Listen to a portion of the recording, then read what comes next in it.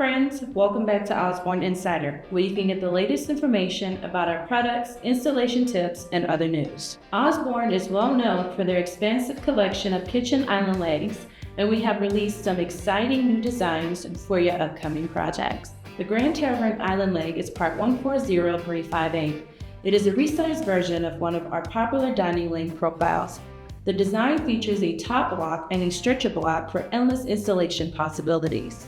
For a sleek, modern look, check out the Brazelton Island Leg. This is part 158658, and it features a simpler design with a square block and a tapered profile.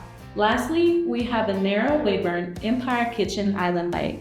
This exciting piece combines two of our newer profiles into one stunning piece. This leg is part 121358.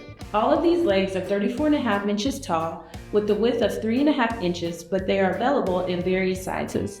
You can customize the design by choosing from our wide selection of wood species, including cherry, pine, mahogany, oak, walnut, and more. Each leg is sanded to 150 grit and ready to finish. Thank you for joining me for this Osborne Insider. If you would like to stay updated with our newest content, don't forget to like this video and subscribe to our channel. Until next time, I hope you take the opportunity to build something beautiful.